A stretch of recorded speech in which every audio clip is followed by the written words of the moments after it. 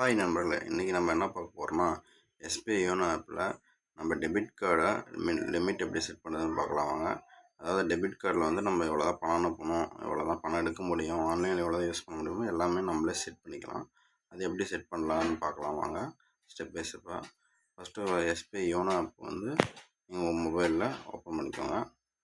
Open பண்ணிட்டு உள்ளே போய்ட்டு டெபிட் கார்டை நம்ம ஒரு நாளைக்கு எவ்வளோ தான் பணம் எடுக்கணும், ஆன்லைனில் எவ்வளோ தான் ட்ரான்சாக்ஷன் பண்ணணும்னு சொல்லி நம்மளே செட் பண்ணிக்கலாம். அதுக்கு மேலே பண்ணால் எடுக்க முடியாது காசு. வாங்க அது எப்படின்னு சொல்லி ஈஸியாக பார்க்கலாம். ஃபஸ்ட்டு யோனோ ஆப் வந்து லாகின் பண்ணிக்கோங்க. பண்ணிவிட்டு நீங்கள் மாதிரி நீங்கள் கீழே நவுத்துனீங்க அப்படின்னு சொன்னீங்கன்னா கீழே போனீங்கன்னா கடைசியாக பாருங்கள் கீழே இருக்கும் கார்ட்ஸ்ன்னு சொல்லி ஒரு ஆப்ஷன் இருக்குது பார்த்தீங்களா. இதில் வந்து நம்ம டெபிட் கார்டு பற்றி தான் இன்றைக்கி பார்க்க போகிறோம். டீட்டெயிலாக ஸ்டெப் பை ஸ்டெப்பாக பார்க்க போகிறோம். கடைசி வரலும் பாருங்கள், அப்போ உங்களுக்கு வந்து புரியும். இதுக்கு வந்து நம்ம என்ன பண்ணால் டெபிட் கார்டுங்கிற ஆப்ஷனை வந்து நம்ம ஓப்பன் பண்ணிக்கணும்.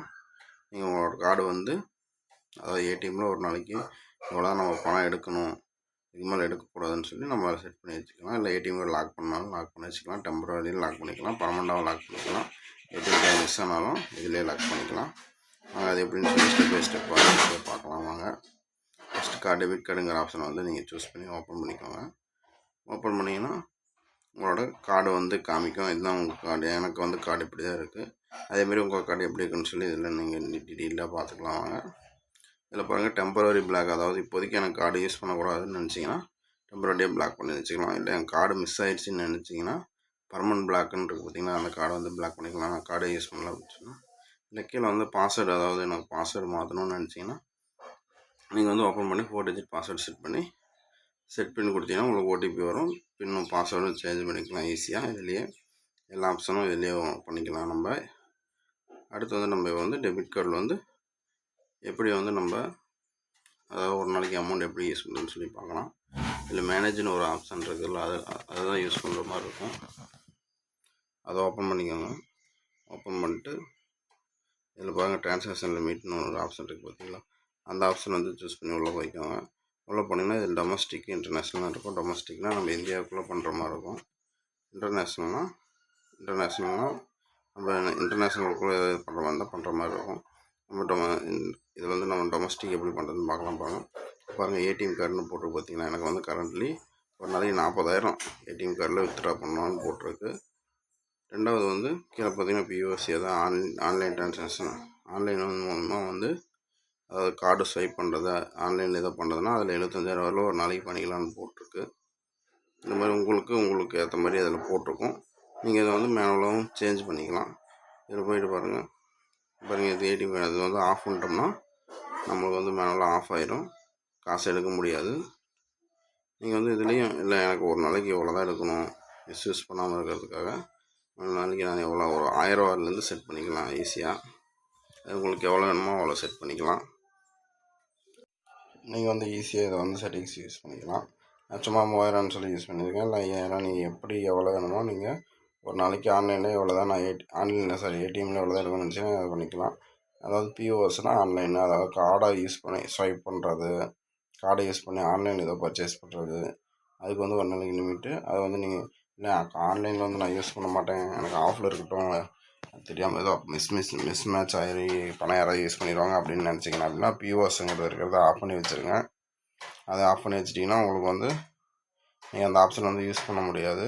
உங்களுக்கு ஆன்லைன்லேயும் பணம் எடுக்க முடியாது, கார்டு வந்து ஆஃப் ஆகிரும். நீங்கள் வந்து ஏடிஎம் மட்டும் தான் யூஸ் பண்ணுற மாதிரி இருக்கும்.